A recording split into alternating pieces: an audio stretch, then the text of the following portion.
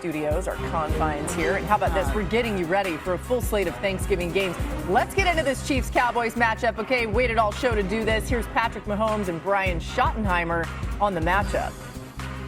I don't turn on their film and be like, man, they're really having a bad year of it. I don't think that at all. I'm like, man, he's really fast, and he's super fast, and that guy's fast, and that guy's a good runner. I mean, you look at, sounds like they'll, potentially get Pacheco back, and he's a great player, and Hunt's playing great. We all know what Travis Kelce can do. You grew up watching Thanksgiving games, no matter who you're a fan of. If it's the Lions, Cowboys, or whoever's playing at night, I mean, you grew up watching those games, and so I think as that kid in me wants to be able to go out there and play on Thanksgiving and find a way to win. And obviously, short week, we're grinding in here right now and getting the whole game plan in and making sure everybody's prepared and ready to go. But I think we're excited to get to go out there and play on Thanksgiving against a really good football team and the whole world watching.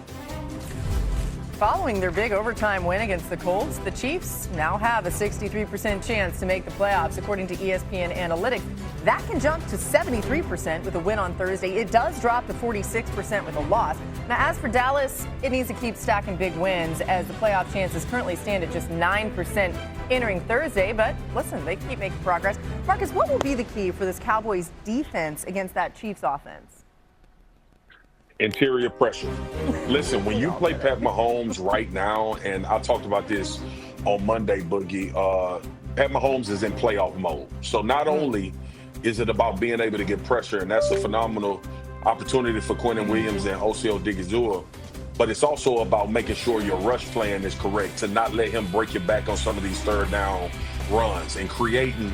At times, I would love to see, D.O., you mentioned it, a five-man rush. Yeah. At times, I would love to see you try to get those guys isolated. Andy Reid ran the ball 30 times the last game. He understands that they need to be a team that can run the football, or at least have it in your mind. Dallas needs to take care of the run, and then hopefully they can get the interior pass rush going with an idea that Pat Mahomes will break out of this pocket and start using his legs as he ramps this up every single year, getting closer and closer to the playoffs. Yeah, so the way that this defense has changed since the addition of Quinnen Williams is that five-man front. We'll see if it's just about Philly last week, because Philly looked completely unprepared for it on early downs. And then pass situations, wide three techniques. So the five-man front, and Marcus, for me, it just screams go upfield, penetrate, penetrate, penetrate. They're just trying to go one-on-one penetrate. And then in those pass situations, those wide three techniques in those internal games, him and Odighizuwa just creating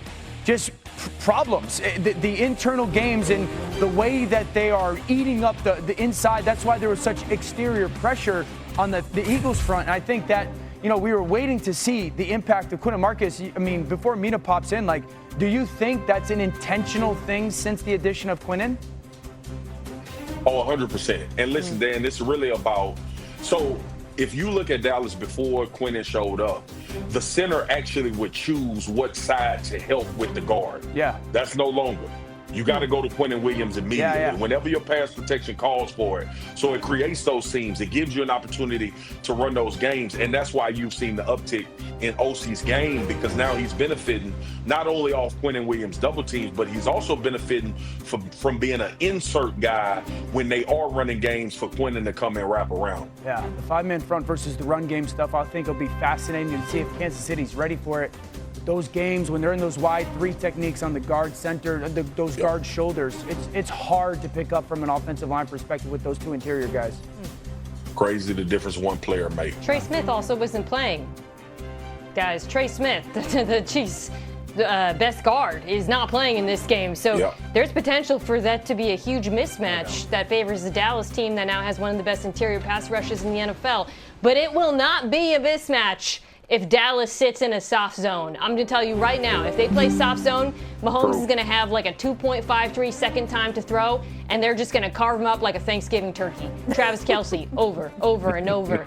I know playing man is a little bit of a scary proposition, and we saw the Colts ultimately did get burned by it, but I have to think Dallas mixes in some man coverage. They have to disrupt the timing of these receivers. They cannot let Travis Kelce simply work his way up and down the field against them. And they were actually playing a bit more man coverage. I think last week you go zone heavy because you got the Eagles, but before then, Eberflus was playing a little bit more man coverage, and I think there's some confidence now with that pass rush. I am telling you, they have to have to play some against this Chiefs team. Otherwise, they're not going to get off the field. Yeah, I don't disagree. MK. Go ahead. Go ahead, Dan. Marcus. Go. That is why, MK, that is why I think DeMarion Overshown is the most important player in this game. I love that. Go ahead, Dio. His speed, I agree with Marcus. His speed has changed this defense.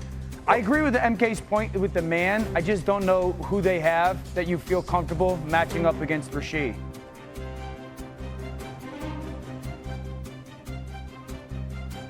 Oh, hello.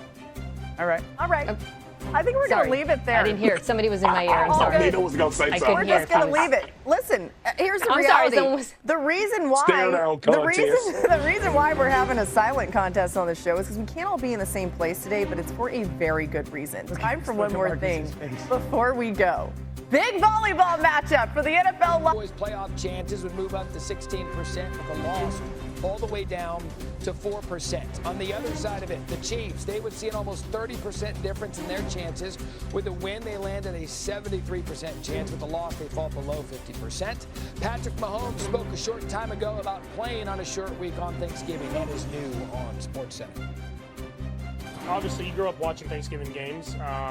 No matter who you're a fan of, if it's the Lions, Cowboys, or whoever's playing at night, you grew up watching those games, and so that kid in me wants to be able to go out there and play on Thanksgiving and find a way to win. And I think we're excited to get to go out there and play on Thanksgiving against a really good football team and the whole world watching. They're kind of in the same situation as us. It's kind of all on the line. You got to go out there every single week and play your best football, and they've responded these last few weeks and played really good football. So it'll be a great challenge for us. And a comeback win against the Colts this week certainly has them feeling good as we bring in Jeff Saturday and Dan Graziano. And Saturday, when it comes to Kansas City, a lot up and down with them this year. Are you confident or concerned with the Chiefs? I'm actually confident with them. I thought they put a great plan together against the Colts. When you look at them defensively, they held them 3 and outs, I think, their last 4 drives. And flip it over offensively, it wasn't just Mahomes, but Hunt made a bunch of plays. And they got over a 100-yard rusher. They got physical, which Andy Reid typically does when he gets towards the playoffs. You saw Rice get away from people in man coverage. So I just thought the entirety of the way they played. And don't forget, they're down 11 in the fourth quarter, and they stayed kind of true to who they were. They had to win it in extra time, but this is a very good football team that everybody in the AFC was hoping the Colts would get that win against them. Unfortunately, they couldn't pull that off. Yeah, the entire prospective playoff field in the AFC was rooting for the Colts on Sunday. They don't want the Chiefs to get in and get hot. They're actually getting healthier. Running back Isaiah Pacheco sounds like he's going to be able to go on Thursday. He's missed the last 3 games, so that makes the running game a little bit stronger. I think the key, though, on Thursday is going to be that defense, right? They had a plan to stop Jonathan Taylor and make the Colts beat them through the air, but with the Cowboys, what are you taking away? They can run it on you, and they have 2 great receivers in George Pickens and CeeDee Lamb that you have to worry about. So significant test for the Chiefs, who are in the middle of a very important stretch. They lost to Denver. They beat Indianapolis. I think